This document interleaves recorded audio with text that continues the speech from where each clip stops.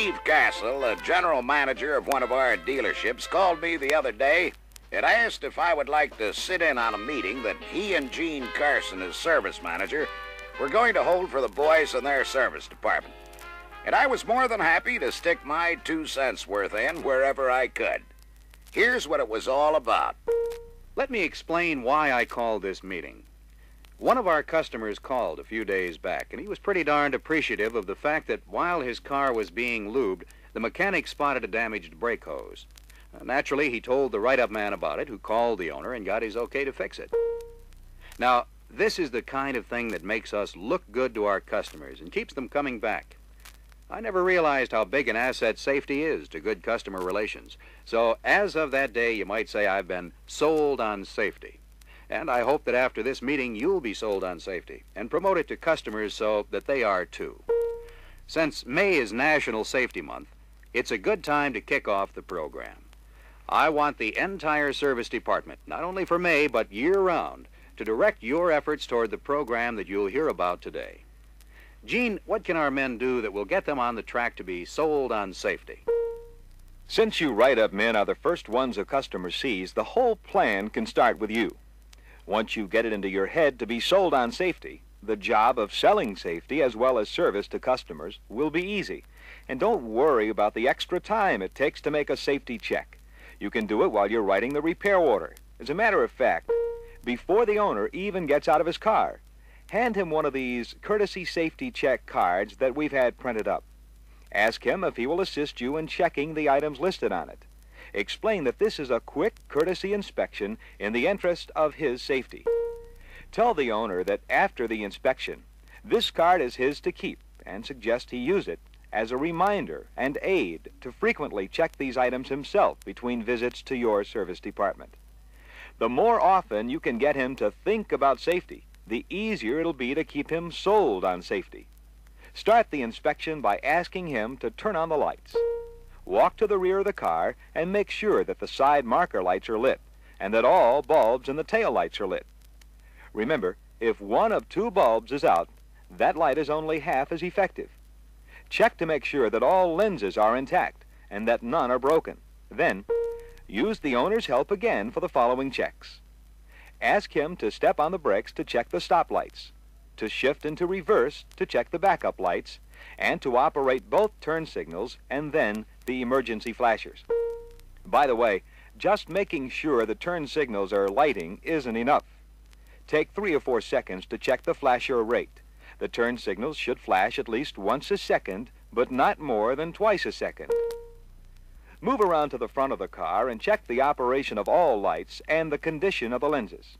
That includes parking lights, headlights, both high and low beam, turn signals, flashers, and the side marker lights. Ask the owner how long it has been since he had his headlight aim checked. If it has been over 6 months, suggest that it be checked while his car is in. Of course, he should also be convinced to repair any lights that are not working or that have broken lenses. At the same time, you might impress on him the fact that defective lights in general and poorly aimed headlights in particular are risky and could cause an accident. Tell him at best, poorly aimed headlights are a gross discourtesy. At worst, they're a safety hazard to himself and other drivers. Another common safety hazard is hampered visibility because of an unclear windshield. Ask the owner to operate the wipers and the washers to make sure they're both working properly. Check to make sure the quantity of solvent from the washers is sufficient and that the nozzle aim is set to be most effective. Check the wiping action of the blade. It should wipe the windshield completely clear and not streak. If the pattern is streaky, check the condition of the blade itself and the arm tension. He's right, fellas. Incidentally, when checking the lights at the front and rear, stoop down and make a quick check of the condition of the tires. Abnormal tread wear, especially at low mileage, could indicate need of a front-end alignment or a word to the owner about proper inflation. Of course, just plain worn-out tires should always be called to the attention of the owner. In fact, ask the owner about the car's performance in general. Any complaint about roadability or handling could mean there's a performance condition that should be corrected. If his descriptions are a little vague and there's any doubt in your mind, have him take you on a little road test to pinpoint his complaints. One last quick check for the write-up man is to look for door or hood conditions that may suggest they are not safely latched. If there is a condition that should be corrected, call it to the owner's attention. We're well aware that you service write-up men are sometimes too swamped to do anything other than write up the order. However, if it's at all possible, make this little safety check a routine matter. The owner will definitely benefit from the standpoint of his safety, and you will benefit with increased service business. It's pretty common for a mechanic to spot a condition that requires service after the owner has left and call it to the attention of the write-up man. If you write-up men have to call the owner to tell him that he needs additional service, use the right approach. Remember, you're sold on safety, and now it's up to you to sell him on the same idea. You'll find that it's a lot easier to sell safety instead of service. Tell him that ignoring these conditions can pose a threat to his safety and others as well. Remind him that neglected front-end alignment might eventually cause handling difficulties and tire wear. Good thought, Gene. It is our obligation as professionals in the service industry to promote safety through proper maintenance. We have to do our part. You know, the safest car in the world could still be deadly in the hands of a careless driver. Well, think of that in reverse. The best driver in the world is safer in a car that is in top mechanical condition. The car must be able to respond adequately to the driver's demand under all driving conditions, and especially to the instantaneous demands placed on it in an emergency. Well spoken, Tech. Gene, the mechanic, has the most important role in making sure a car or truck will operate dependably and safely. So, now why don't you cover the things he can check for safety from a mechanical standpoint? Okay. You mechanics have a perfect opportunity to start a safety check when you move the car to the service bay. Start the engine and test the brake pedal feel and travel before putting the car in gear. While moving the car, apply the brakes a few times to check for any noticeable pulling or grabbing that would indicate further checking to find the cause. Power steering is an important safety option in that it provides fast, positive control with less effort. This is very important. It reduces road fatigue, and the driver stays much more alert and is better able to cope with any emergencies. However, to be effective, it has to be operating correctly. While you're still moving the car, look for any looseness or excessive play in the steering. Lack of assist will usually mean a drive belt is slipping, and I'm sure you're all familiar with the sounds of a slipping belt or a low fluid level in the power steering pump. In the service bay, apply the service brakes and set the parking brake while the car is still in gear. Then, slowly release the service brake and see if the parking brake will hold. Incidentally, the law requires that the parking brake hold on a 30% grade with the car in neutral. When checking the parking brake, also check to make sure that the brake system warning light comes on. With the ignition on and the parking brake applied, the warning system light not only lets you know that the parking brake is engaged, but tells you that the bulb is okay and can light in the event of a failure in the hydraulic system. On cars with torque flight, check the parking pawl to make sure that it is engaging properly. The most effective method is to see if it holds on a slight grade with the parking and service brakes both released. One item that's hardly ever thought of as a safety hazard, but can be quite easily, is loose carpeting or protective floor mats. So before you get out of the car to go to work, give them a quick check to make sure they do not interfere with accelerator or dimmer switch operation, or accelerator to brake foot movement. I don't want to run the show for you, Gene, but the underside of the car is most apt to be neglected because it's seldom seen.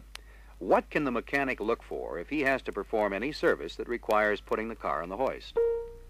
Okay. Although I told the write-up man to quick check the tire tread, the mechanic can perform a more thorough check. By rotating each tire, he can check for unusual wear patterns, sidewall damage, tread separation, or foreign material embedded in the tread. Most tires today have tread wear indicators. If 2 or more tread grooves are worn completely off at the indicators, the owner should be made aware of this. If they don't have wear indicators, tires with tread depth less than 1/16 of an inch deep should also be brought to the owner's attention. Also, check the wheels closely. They are as important as the tires mounted on them. A wheel that is bent or damaged may cause a blowout or handling problem.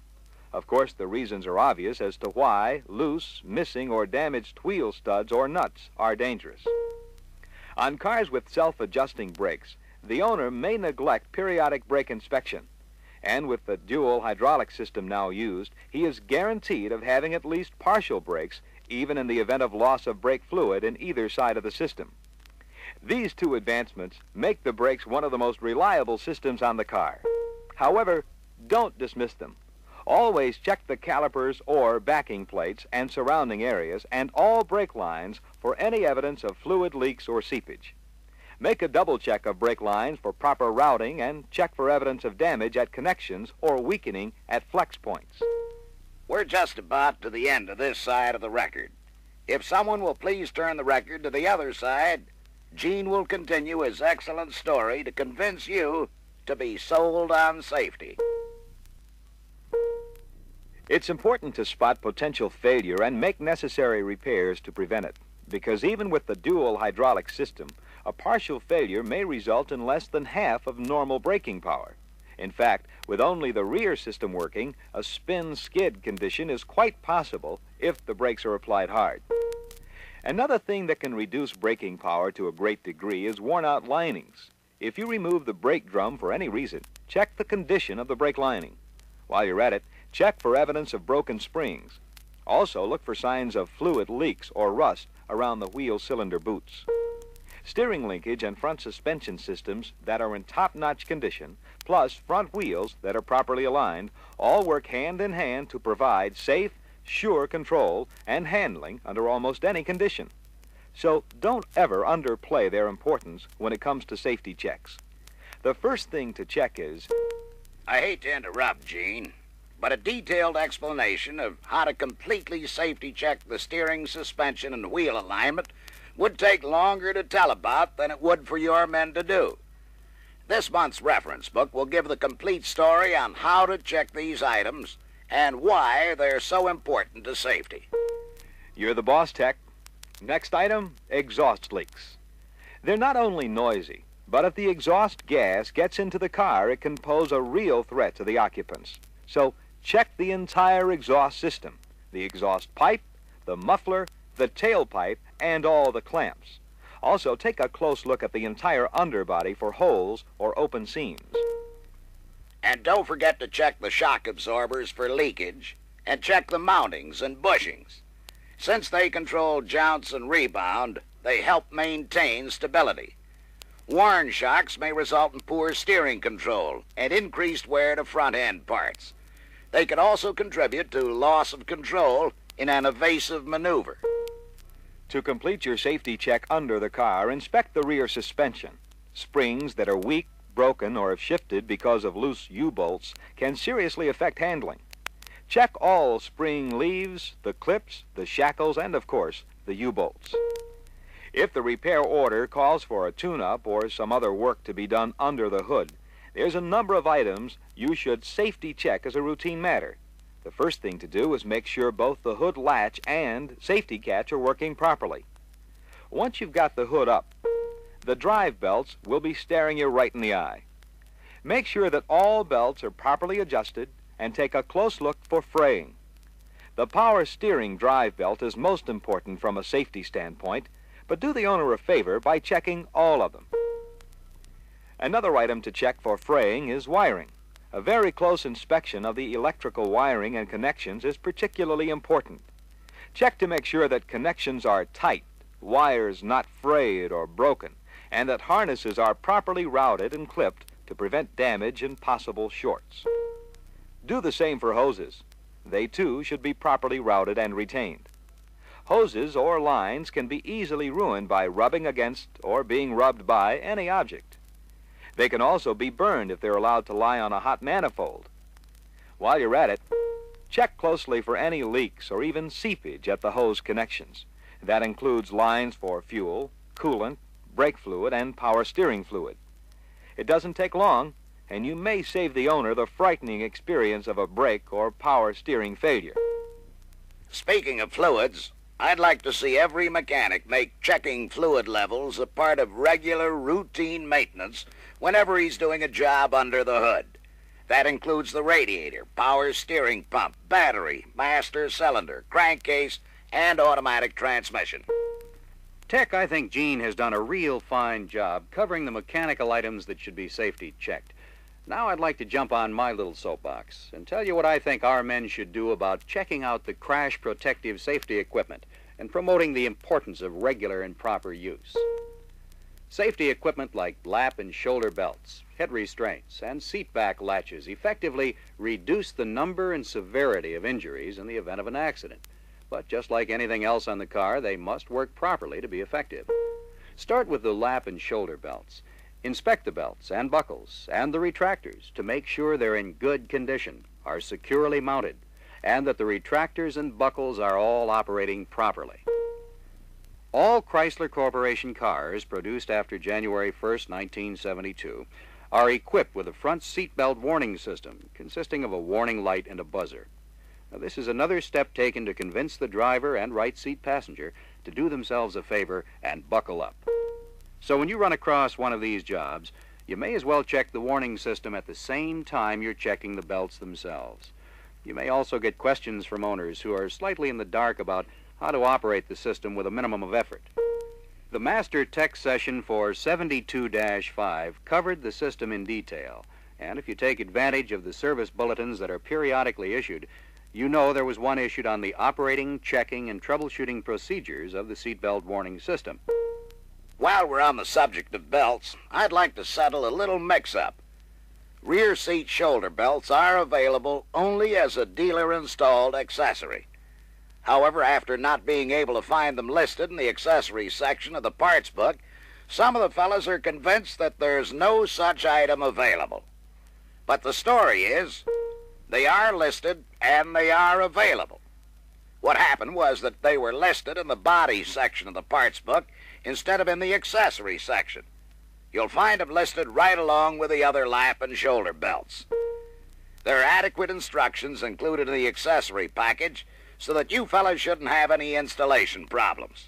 And since there are no threaded anchors on the car, mounting reinforcements and necessary hardware are provided. What's next, Steve? Run the head restraints up and down to make sure they're not stuck. If a car comes in with the head restraints lowered down on the seat, make sure that they go up and stay up.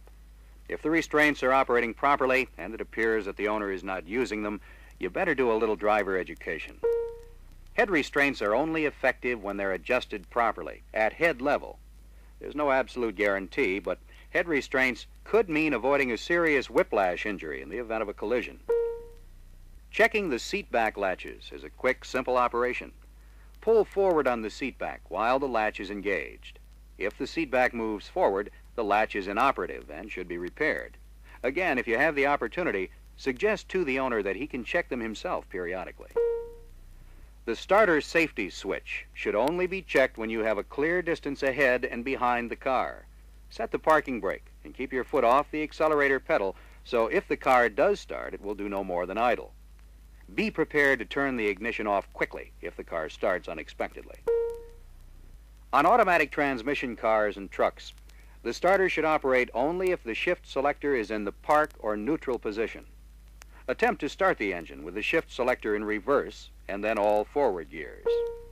On manual transmission models built in 1970 or later, check the starter interlock with the selector in neutral and the clutch depressed approximately 1/3 of its travel. Turn the key to start and slowly depress the clutch. Now, the starter should not operate until the clutch pedal is almost to the floor. That just about wraps up what a service department that is sold on safety should do in regards to safety inspection. Now, I'd like to say a few words about what I think you can do to promote safety among the owners so that they too will be sold on safety. First, we have to educate him to the fact that in today's heavy traffic, any failure of a component or system that has been neglected can create a serious hazard to him and others as well. Of course, we can only do so much. However, I think that it's our obligation to persuade the owners to do their share in the interest of safety. The next thing that you have to convince him of is that the best, if not the only way, to avoid these failures is to keep his car in top-notch condition through regular maintenance and inspection.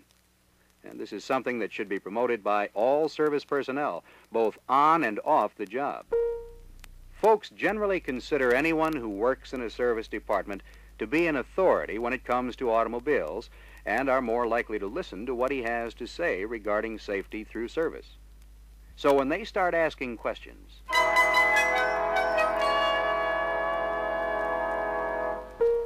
Steve wrapped up the meeting with a pretty solid philosophy and a strong plan of action for his service personnel to follow to effectively sell safety off the job as well as on the job. However, we don't have enough time to cover his plan in this film, but I hope we've whetted your curiosity enough to read your reference book and find out what Steve had to say. It's all in there, and as usual, you'll find other items you can safety check that weren't covered in this film, and many that were covered are expanded to greater detail. I think that the film covered enough ground to tell you how and what you can do to sell safety through service. And I sincerely hope you read the reference book to find out why it's important and what we can do to get everyone to assume their responsibility and therefore make it safer for everybody concerned. Oh, by the way, when you service managers read your meeting guide this month, you'll find a copy of the courtesy safety check card that can be easily reproduced. You might want to get a quantity of them printed and have your write-up man use them the same as in the film. See you all next month.